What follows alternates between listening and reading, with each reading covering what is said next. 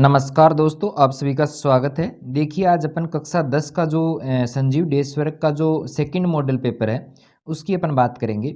तो सबसे पहले जो आपको आता है अपठित गद्यांश का आपको जो खंड ए है उसमें प्रश्न मिलेगा, पहला ही प्रश्न।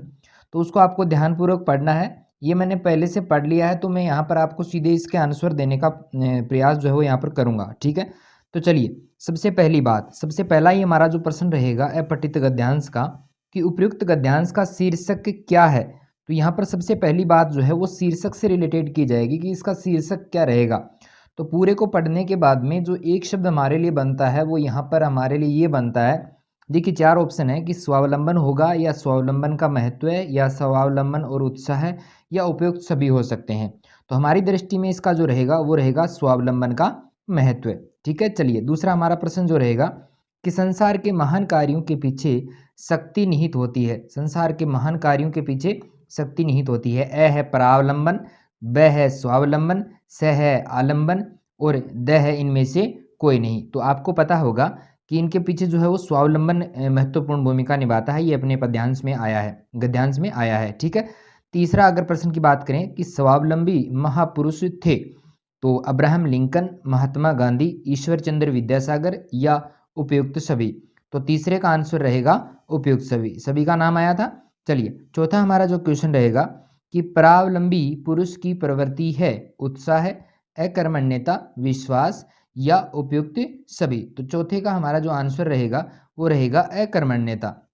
जो दूसरों के सहारे जो पुरुष रहता है उसकी बात यहाँ पर की गई है। पांचवा हमारा क्वेश्चन है कि स्वावलंबन के द्वारा ही संभव है। स्वावलंबन के द्वारा यहाँ पर क्या संभव है? विनाश, विकास, पराजय या पराभव। तो आपको पता होगा विकास जो है वो स्वावलंबन पर ही संभव माना जाता है। ठीक है, चलिए आगे के जो क्वेश्चन है उन पे अपन चलते हैं। हमारा जो पद्यांश गद्यांश के जो हमारे 5 प्रश्न थे वो अपने कंप्लीट हो चुके हैं। अभी जो अपठित जो काव्यांश या पद्यांश रहेगा वो आपने पढ़ लिया होगा, या नहीं भी पढ़ा है तो आप इसको आराम से पढ़ लें, बीच में वीडियो को पॉज करके पढ़ लें, उसके बाद में देखिए आगे मैं सीधे इनका आंसर देने का काम करता हूँ यहाँ पे।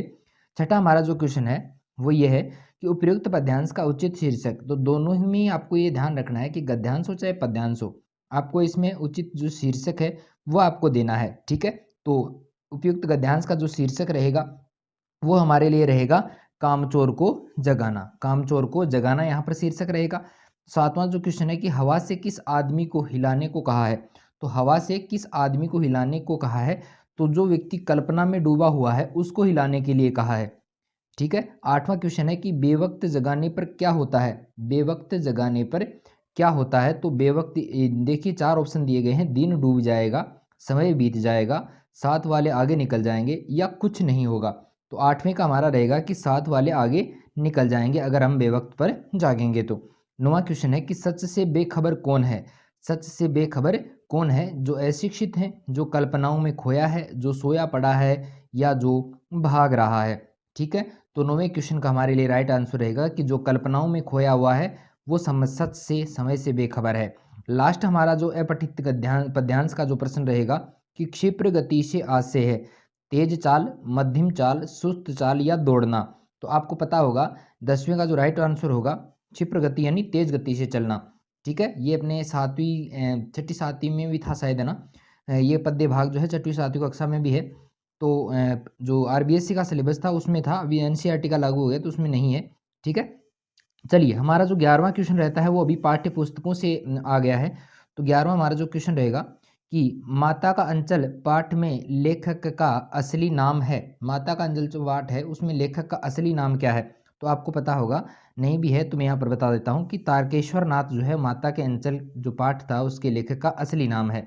ठीक है, चलिए हमारे यहाँ पे जो अगला प्रश्न है कि जॉर्ज पंचम की नाक कहानी में मूर्तिकार ने बंगाल में किन किन देशभक्त नेताओं की मूर्तियां देखी थी? तो आपको पता होगा गुरुदेव रविंद्रनाथ टैगोर नाथ की भी देखी थी, सुभाष चंद्र बोस की भी देखी थी, राजा राम मोहन राय की भी देखी थी, और हम बात करें तो यहाँ पर सभी की जो है देशभक्तों नेताओं की मूर्ति वहाँ पर देखी गई थी। चलिए यहाँ पे अपने नेक्स्ट क्वेश्चन पे चलते हैं। हमारा जो अगला प्रश्न है रिक्त स्थानों की पूर्ति आपको यहाँ पर करनी है। तो रिक्त स्थान में देखिए सबसे पहला जो प्रश्न आता है कि संज्ञा के मुख्य रूप से कितने भेद होते हैं। तो कितने भेद होते हैं भाई संज्ञा के? संज्ञा के मुख्य रूप से अगर बात की जाए तो संज्ञा के भेदों की संख्या होती है 3। कितने भेद होते हैं भाई? 3 भेद होते हैं। नाम आपको मैं बता देता हूँ। व्यक्तिवाचक संज्ञा है, जातिवाचक संज्ञा है, भाववाचक संज्ञा है। तो ये मुख्य रूप से 3 भेद होते हैं। और अगर आपसे सवाल पूछा जाता है कि अर्थ के आधार पे कितने भेद हैं, तो अर्थ के आधार पे अगर भेद पूछे जाएं तब आपको वहां पर बताने हैं 5। ठीक है, उसमें आपको द्रव्यवाचक और समूहवाचक संज्ञा और जोड़ देनी है। चलिए आगे मैं बात करूं कि पुरुषवाचक सर्वनाम के कितने भेद होते हैं। तो पुरुषवाचक सर्वनाम के यहाँ पर आपको लिखना है 3।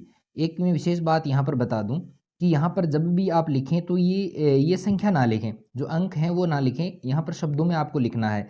ठीक है, चलिए आगे बात करें तीसरे क्वेश्चन की कि जिन शब्दों से संज्ञा या सर्वनाम की नापतोल संबंधी विशेषताओं का ज्ञान होता है उसे क्या कहते हैं।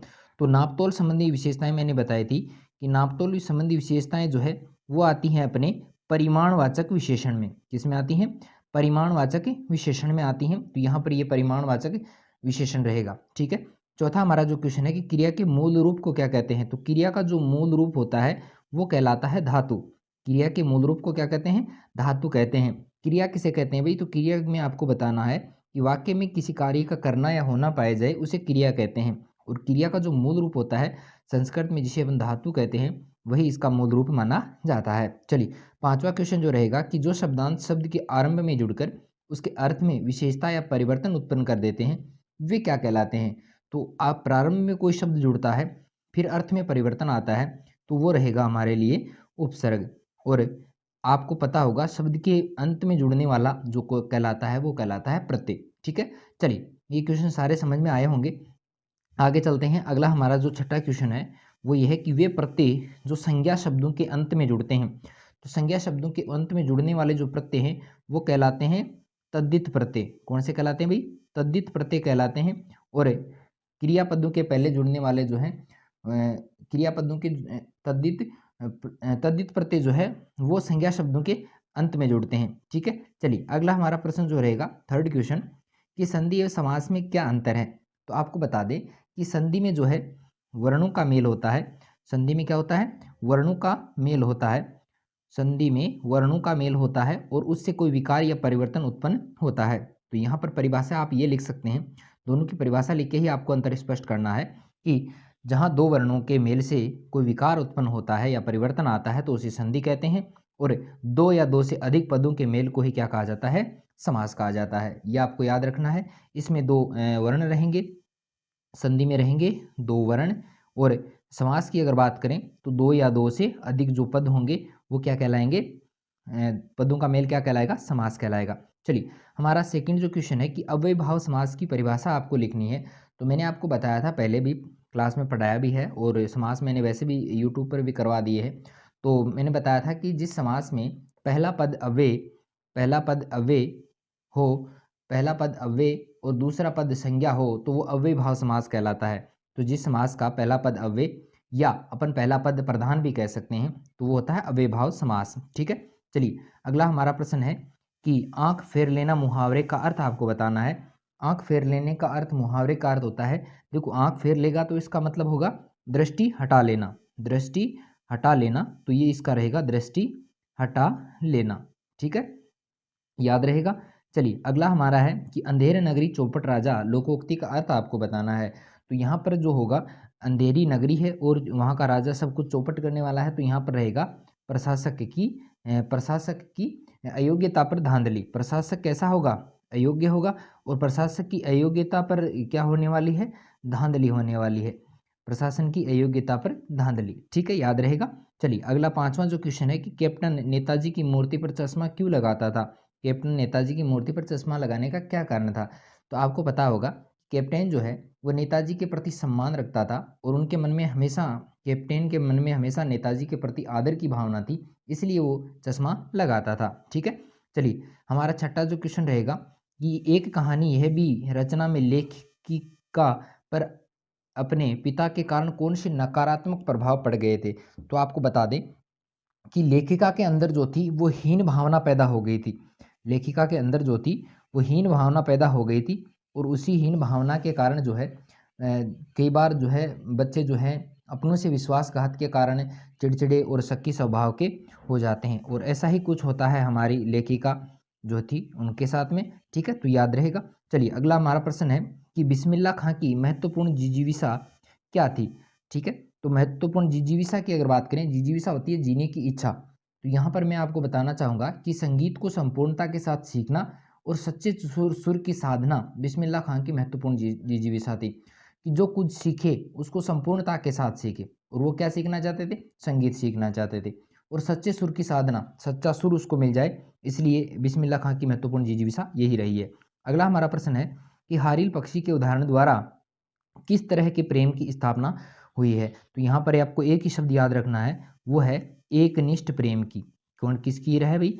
एकनिष्ठ प्रेम की जो है वो यहाँ पर बात की गई है। अगला हमारा 9वां क्वेश्चन है कि धनुष के टूटने पर लक्ष्मण ने कौन से तर्क दिए थे। तो लक्ष्मण ने कहा था कि भाई ये धनुष जो था वो पुराना था, और राम ने तो इसे नए के भ्रम में समझा था, राम ने तो इसे नया समझकर उठाया था, और ये तो उनके छूते ही टूट गया था। तो इस प्रकार के तर्क जो है वो लक्ष्मण परशुराम जी को देते हैं। 10वां हमारा क्वेश्चन है कि कवि निराला ने बादल को अनंत के घन क्यों कहा है, कि बादल को अनंत के घन जो है वो क्यों कहा है। तो अनंत के दो अर्थ तो यहाँ पर हो सकते हैं, एक तो आकाश हो सकता है और एक ईश्वर हो सकता है। और बादल जो है वो माने जाते हैं ईश्वर के प्रतिनिधि, और आकाश में जो है बादल ईश्वर के प्रतिनिधि बनकर ही आते हैं और जल वर्षा करते हैं, ठीक है। तो ये रहेगा अनंत के घन ही इन्होंने इसलिए कहा था, ठीक है। चलिए 11वां हमारा जो क्वेश्चन है वो रहेगा कि लेखक ने माता के अंचल को क्या कहा है। तो लेखक ने माता के अंचल को प्रेम और शांति का जो चंदोवा है उसकी छाया कहा है, क्योंकि बच्चा जब भी पीड़ा में होता है तो वो सबसे पहले कहाँ जाता है? अपने माँ के आंचल में ही जाता है, ठीक है। 12वां हमारा प्रश्न है कि साना साना हाथ जोड़ी पाठ में गंतोक प्रवास के दौरान लेखिका की कौन सी साध्य पूर्ण न हो सकी, यानी कौन सी इच्छा थी जो उसकी पूरी नहीं हो सकी थी। वो थी कंचनजंगा को देखने की, क्योंकि गंतोक जाने के बाद में लेखिका चाहती थी कि वो कंचनजंगा की पहाड़ियों को भी देख के आए, लेकिन वो उनकी जो इच्छा थी वो पूरी नहीं हो सकी थी, ठीक है। ये सारे क्वेश्चन आपको समझ में आए होंगे, और संजीव डेश्वर की ये जो क्वेश्चन है मेरे ख्याल से बहुत अच्छे हैं, और आपको परीक्षा में जो है अच्छे नंबर दिला सकते हैं, ठीक है। तो आज के लिए इतना ही, मिलते हैं फिर एक नए वीडियो के साथ में, तब तक के लिए धन्यवाद।